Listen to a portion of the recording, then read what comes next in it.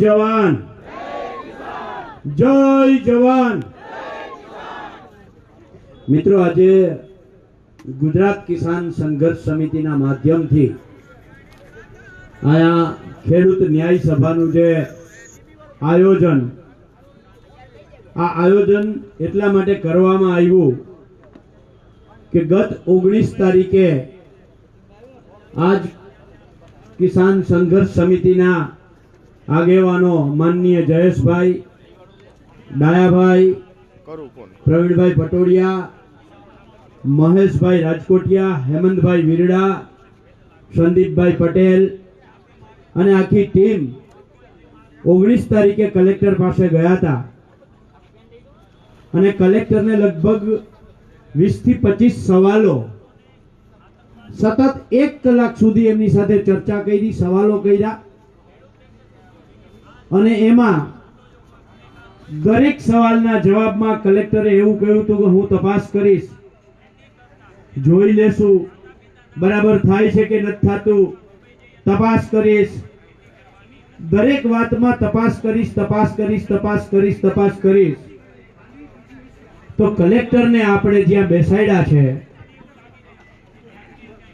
જિલ્લાના સમાહર્તા તરીકે, બંધારણીય રીતે જિલ્લાના વડા તરીકે એટલા માટે બેસાડ્યા છે કે સામાન્યમાં સામાન્ય નાગરિકને કોઈ પ્રતાડિત કરે ત્યારે કલેક્ટર છે એ વચ્ચે આવીને ઊભો રહે અને કાયદાનો અમલ કરે અને કાયદા મુજબ એ સામાન્ય માણસને પણ ન્યાય અપાવે। એ કલેક્ટરની પદ જ્યારે બંધારણમાં નક્કી થયું ત્યારે બંધારણના ઘડવૈયાએ એવું નહોતું વિચાર્યું કે આ કલેક્ટર, આ ડીએસપી, આ પોલીસ, આ પ્રશાસન કંપનીઓના કારણે વેચાઈ જાય, કંપનીઓ કે એમ કરવા લાગે તો બંધારણમાં નિયમો જ એવા બનાવ્યા હોત। જો કંપનીઓનું જ રક્ષણ કરવાનું હોત, ઉદ્યોગપતિઓનું જ રક્ષણ કરવાનું હોત તો દેશ આઝાદી અને ત્યાર પછી દેશ માટે બંધારણના ઘડવૈયાઓએ સામાન્ય માણસની દરકાર જ ના કરી હોત। સામાન્ય માણસની દરકાર કરી અને બંધારણ બનાવ્યું છે ને એ દરકાર મુજબ કલેક્ટરનો પોતાનો અધિકાર અને હક અને ફરજ બંને આવે છે કે જ્યારે સામાન્ય માણસને કોઈ હેરાન કરતું હોય તો કાયદા મુજબ એ માણસને પણ ન્યાય આપે। અને એની જગ્યાએ અત્યારે કચ્છમાં પ્રશાસનનો જે રોલ છે, પોલીસનો જે રોલ છે, એ રોલ આજે સવારના 6 વાગ્યાથી સતત મારા ફોનમાં ફોન વાગે છે કે પાલભાઈ મને ફલાણી જગ્યાએ રોકી લીધો છે, મને ફલાણી જગ્યાએ રોકી લીધો છે, અમારી ગાડીને અહીંયા અટકાવી દેવામાં આવી છે। ત્યારે મારે આજે પૂછવું છે આ હમીરસર તળાવ, આ ઐતિહાસિક જગ્યા પરથી કે આ મંજૂરીથી આ સભા થાય છે, વગર મંજૂરી આ સભા નથી। જો મંજૂરીથી આ સભાનું આયોજન થયું હોય તો પોલીસને પેટમાં તેલ હું રેડાણું કે મારા વાંઢિયાના ખેડૂતોને આવતા અહીંયા રોકવામાં આવે, લુણાઈના ખેડૂતોને અહીંયા આવતા રોકવામાં આવે, લોડાઈના ખેડૂતોને અહીંયા આવતા રોકવામાં આવે અને એવી રીતે કચ્છમાંથી ગામે ગામથી જે ખેડૂતો આવવાના હતા આ ખેડૂતોને રોકવાનું કામ જે પોલીસે કર્યું। ખેડૂતો આગેવાનો અત્યારે સામખિયાળી પોલીસ સ્ટેશનની અંદર ડિટેન થઈને બેઠા છે।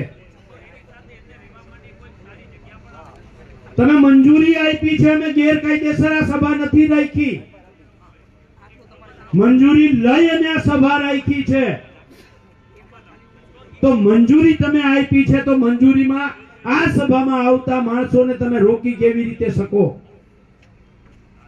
આ તમારું બહુ સ્પષ્ટ થાય છે કે જો આ સભામાં આવતા તમે માણસને રોકતા હો તો ખેડૂતને ખેતરે જતા તમે 100% રોકો છો। કલેક્ટરે એવું કહ્યું હતું કે હું તપાસ કરીશ, હવે તપાસનો તો કોઈ વિષય જ નથી, જો સભામાં માણસને નથી આવવા દેતા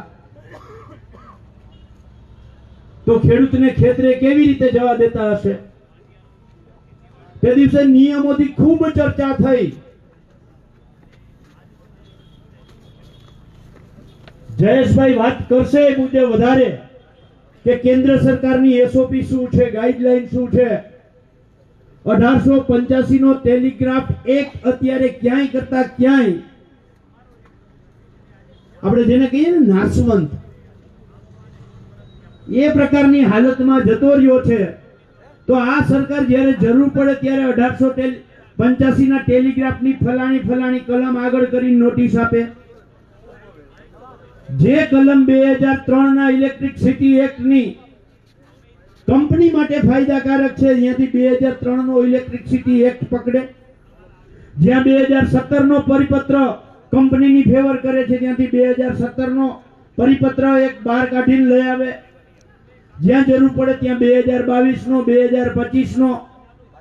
પણ આ જ કાયદાઓમાં, આ જ પરિપત્રોમાં બહુ સ્પષ્ટ લખ્યું છે 1885 નો ટેલિગ્રાફ, જેના આધારે નોટિસ આપી. હું કલેક્ટરને કહેવા માંગુ છું કે એ જ 1885 ના ટેલિગ્રાફમાં લખ્યું છે કે મિનિમમ ડેમેજ મેક્સિમમ વળતર, ઓછામાં ઓછું નુકસાન, વધારેમાં વધારે વળતર. જો તમે 1885 ના ટેલિગ્રાફ એક્ટ મુજબ જ્યારે તમે મને નોટિસ આપો છો તો ખેડૂતને જ્યારે આપવાનું આવે ત્યારે એની અંદર વળતરની કલમ છે, એમાં જાવ ને ભાઈ. ત્યાં 2017 નો પરિપત્ર કેમ આગળ કરો છો?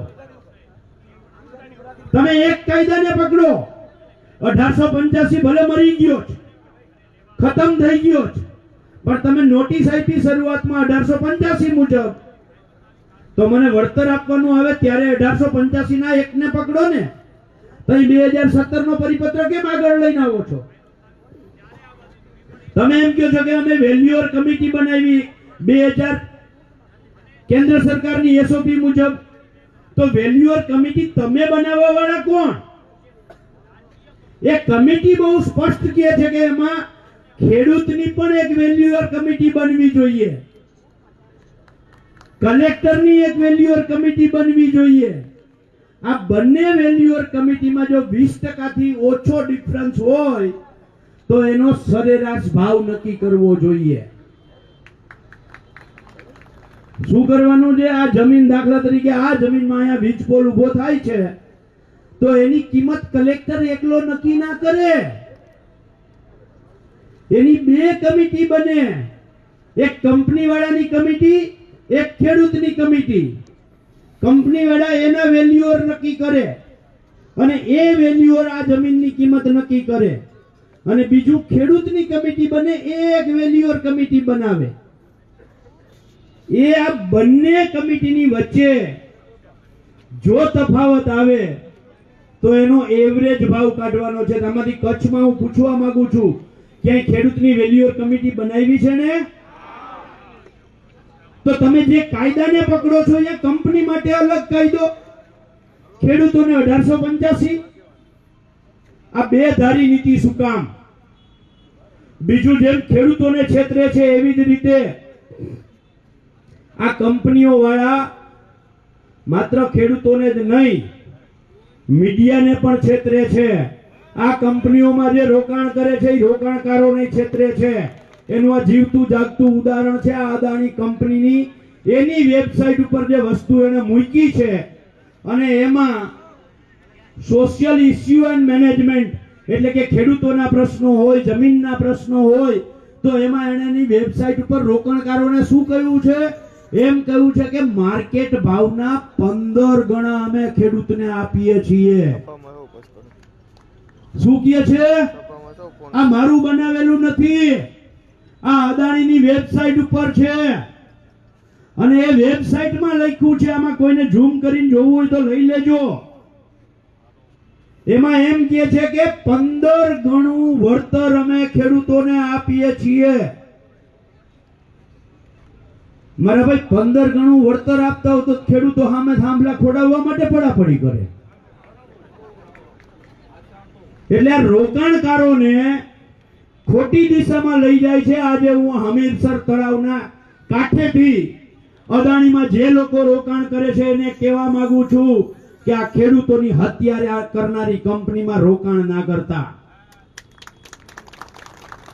આ ખેડૂતોને રોજે રોજ ડિટેન કરતી પોલીસ પ્રશાસનનો ઉપયોગ કરી અને ખેડૂતોની છાતી ઉપર જે થાંભલાઓ ખોડે છે એવી કંપનીઓમાં તમે રોકાણ ના કરતા. કારણ કે આ આખું ખોટી માહિતી રજૂ કરી છે. આખા કચ્છમાંથી કોઈ એક ખેડૂત એમ કહે કે મને 15 ગણું વળતર આપ્યું છે તો આપણે આ લડાઈ મૂકી દેવી ને. એક પણ જગ્યાએ 15 ગણું તો શું, જંત્રી ભાવનું 5 ગણું એ વળતર દેતા નથી. અને બીજી બાજુ જાહેરાત કંઈક અલગ કરે છે. હમણાં ભાઈ મહારાજ જે અજય મહારાજ જે આના માટે સતત લડ્યા છે એ પોતાની વ્યથા કહેતા હતા અને એમાં એને એક વાત કહી મિત્રો,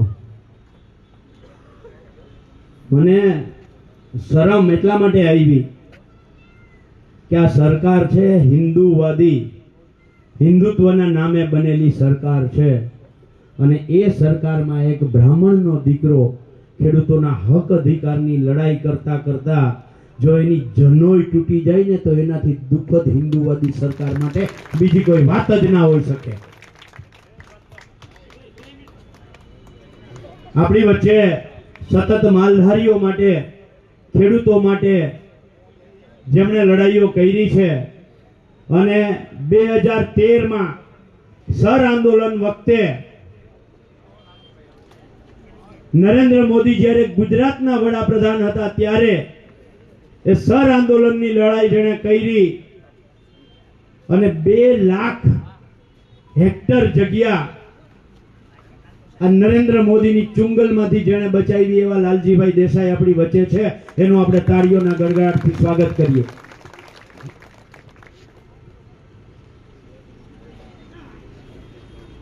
મિત્રો મારે લાંબી કોઈ વાત નથી કરવી. આજે 19 તારીખે જે કલેક્ટરે કહ્યું હતું કે અમે તપાસ કરશું તો એક નાગરિક તરીકે, એક ખેડૂતના દીકરા તરીકે આપણી ફરજ બને છે કે 24 તારીખ આજે કલેક્ટર આગળ હિસાબ માંગવા જવાનો છે. જવું જોઈએ કે ના જવું જોઈએ? એને તપાસ શું કરી એનો હિસાબ માંગવા જવું જોઈએ કે ના જવું જોઈએ?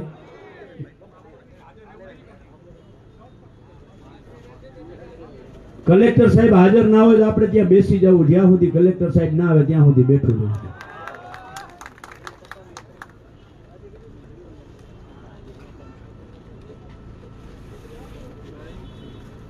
મિત્રો ત્યારે મેં કલેક્ટરને કહ્યું હતું એ વાત કરી અને મારી વાત હું પૂરી કરીશ.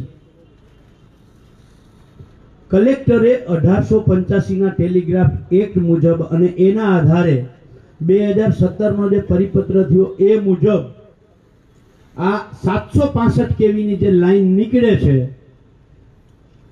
એ મુજબ એને ખેડૂતોને નોટિસ આપી. લાલજીભાઈ નોટિસમાં કહ્યું કે 765 કેવીની લાઈન છે એટલે 67 મીટરનો કોરિડોર તમને લાગુ પડે છે. એટલે 67 મીટર એટલે જે તાર જ્યાંથી નીકળવાનો છે ત્યાં 67 મીટર સુધી, એટલે આ બે થાંભલા છે ને, ઓલો મોટો થાંભલો છે ને એ આપણે માની લઈએ કે વીજ પોલ ત્યાં ઊભો થવાનો છે અને અહીંયાથી આ તાર પસાર થવાના છે. તો આ 67 મીટરના કોરિડોરમાં ખેડૂતોએ કામ કરતા રોકવા નહીં. અને ઓલો થાંભલો છે એ 52 બાય 52 કે 50 બાય 50 કે 22 બાય 22 મીટર એમાં ખેડૂતોએ કામ કરતા રોકવા નહીં. એટલે કલેક્ટર કે હા મારો પરિપત્ર આવો જ છે અને મારો હુકમ આવો જ છે. તો ત્યાંથી આ થાંભલામાંથી આમ 200 મીટર દૂર તાણીઓ હું કામ નાખે છે ભાઈ? તમે તો 67 મીટરની છૂટ દીધી છે. 200 મીટરે તાણીઓ નાખવા આવે, મારા ખેડૂતનું ખેતર ખૂંદે તો એમાં તો તમારો કોઈ અધિકાર નથી. ત્યાં તો ખેડૂતનો અધિકાર છે કે તાણીઓ ખોડવા દેવો કે ના ખોડવા દેવો. તમારી કંપનીઓને કહેજો હેલિકોપ્ટર લઈને આવે અને થાંભલો ઉભો કરે, અમારા ખેતરમાં ઓલી ગાય નાખવા ના આવે. બીજું, આ કોરિડોરમાં અહીંયા પહોંચવા માટે હાઈવે ઉપરથી આમ ખૂંદતા ખૂંદતા મારું ખેતર, મારા કાકાનું ખેતર, બાપાનું ખેતર અને માર્ગ તો અમારા બાપનો છે. ઈ માર્ગેથી કેવી રીતે તમે આવી શકો? અને ઈ માર્ગ વાપરવા દેવો કે ના વાપરવા દેવો એ તો ખેડૂતનો અબાધિત અધિકાર છે. વપરાશી હક તરીકે આપવો કે ના આપવો એ ખેડૂતનો અબાધિત અધિકાર છે. તો ત્યાં કેવી રીતે જઈને રોકે છે? કલેક્ટરે કહ્યું તપાસ કરશું. અને બીજા દિવસે અજય મહારાજનો મને ફોન આવ્યો કે પાલભાઈ તમે 67 મીટરનું કહેતો તો અહીંયા તો 67 ખેતર સુધી કોઈ અંદર નથી જવા દેતા. હવે આમાં તપાસ આ કલેક્ટર શું કરવાના છે? ત્રીજી અને ખૂબ મહત્વની વાત, આ લાઈન 765 કેવીની ખાવડાથી જે છેલ્લે વાપી વલસાડ જિલ્લામાં ગુજરાતની બોર્ડર પૂરી થાય ત્યાં સુધી 14 જિલ્લામાંથી પસાર થશે. આ 14 જિલ્લામાં 67 મીટરની પહોળાઈ, મોટો થાંભલો હોય તો 52 મીટર, નાનો થાંભલો હોય તો 22 મીટર, આટલી જ જગ્યા રોકવાનો છે. 14 જિલ્લામાં 765 કેવી નો જ વીજ પસાર થવાનો છે. સુરતમાં 1015 અને અહીંયા 765 એવી તો નથી થવાનું. સુરેન્દ્રનગરમાં 2000 કિલોવોટ અને અહીંયા 765 કેવી એવું તો નથી થવાનું. કંપની એકની એક, વીજ વહન કરવાની ક્ષમતા એકની એક, જગ્યા રોકવા માટેનો કાયદો એકનો એક. તો સુરતમાં 1 કરોડ રૂપિયા મળે અને કચ્છમાં 15 લાખે ના આપે. આવું કેમ? આવું કેમ? નંબર 2, આ વીજ ઉત્પાદન જ્યાં થાય એ વિન્ડ ફાર્મ એને ઊભું કરવું હોય, સમજો વાતને, એને વિન્ડ ફાર્મ ઊભું કરવું હોય એટલે પાંખિયા વાળો આમ ફરતો મોરલાઓ માર નાખે ઈ જો એને થાંભલો ઊભો કરવો હોય તો ખેડૂત હારે કરાર કરે કે તમને અમે મહિને 40,000 50,000 વાર્ષિક 2,80,000 આપશું. તો જો ઈ ખેડૂતના ખેતરમાં થાંભલો ઊભો કરવા માટે વાર્ષિક 2,80,000 3 લાખ રૂપિયા આપતા હોય તો આ એ થાંભલો જ ઊભો થાય છે. આપો ને અમને ભાડું, આપો ને ભાડું, કોણ ના પાડે છે? એનાથી આગળ આ ભુજમાં જેટલા મોબાઈલ ટાવર ઊભા છે, જેના મકાન ઉપર છે, જેના પ્લોટમાં છે, આ મોબાઈલ ટાવરનું ભાડું આપે છે. આ વીજપોલ કરતા ઓછી જગ્યા રોકે છે. તો મોબાઈલ ટાવરનું ભાડું મળતું હોય, વિન્ડ ફાર્મ ઊભું કરે એનું ભાડું મળતું હોય, તો આય તમે ધંધો જ કરો છો. કેવા તમે સેવા કરવા નીકળ્યા છો? તમે કોઈ સેવા કરો છો? કાયદેસર વીજળી વેચો છો, જેમાં તમે ધંધો કરો છો, એમાં અમારી છાતી ઉપર હું કામ થાંભલા ઉભા કરો છો ભાઈ? અમારી છાતી ઉપર થાંભલા ઉભા કરવા હોય તો અમને આપો વાર્ષિક 2 કરોડ રૂપિયા. અમે દર્દ સહન કરીએ છીએ, અમારી છાતી ઉપર થાંભલો ઉભો થાય છે એનું, તો એના માટે અમને વળતર આપો. વાર્ષિક 2 કરોડ રૂપિયા ઉભો કરવા દેવું. તમે ધંધો કરો છો, તમે અબજો કરોડો નહીં ખરવો કમાવો છો, અને તમને તો જ્યારે પાછા ખોટમાં જવાનું નાટક કરતા આવડે. ખોટમાં જાઓ તો એલઆઈસી ને કઈ 33,000 કરોડ રૂપિયા સરકાર આમ ધીરેથી તમને દઈ દે છે. અને અમારો પાક માવઠામાં, અતિવૃષ્ટિમાં, વાવાઝોડામાં, કમોસમી વરસાદમાં સર્વસ્વ લૂંટાઈ જાય અને પછી ખેડૂતને એમ કે લાઈનમાં ઉભા રહ્યો, ફોર્મ ભરો સહાયનું. આ નીતિ સમજવાની જરૂર છે ખેડૂતો. અને આજે ભલે તડકો લાગે, લાલજીભાઈ અમે જેને આજે નક્કી કર્યું સ્ટેજ ઉપર કોઈ નહીં, બધા જ તડકામાં 1 વાગે 1:30 વાગે અહીંથી કલેક્ટર સુધી જવું છે. જવું છે ને? અને ત્યાં જઈને હિસાબ માંગવો છે કે 19 તારીખે પૂછેલા સવાલોનો જવાબ આપો.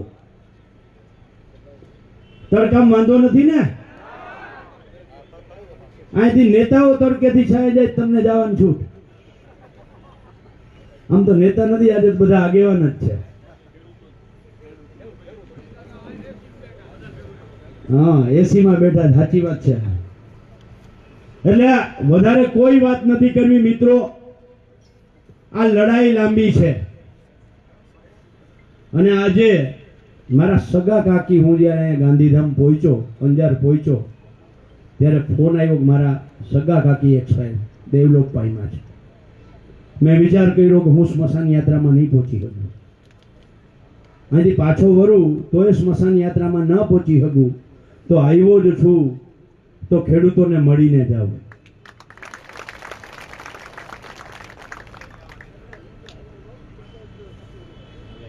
ભગવાન એના આત્માને શાંતિ આપે અને હારે હારે આ રૂપિયાની ઠોકરીઓ ઉપર, રૂપિયાની ઠોકરીઓને ખુરશી બનાવીને માં લક્ષ્મી ઉપર જે લોકો બેસે છે, એવા કંપની વાળાઓ અને એ કંપનીના પાલતુ કૂતરાઓને પણ ભગવાન સદબુદ્ધિ આપે એવી વિનંતી સાથે જય જવાન જય કિસાન.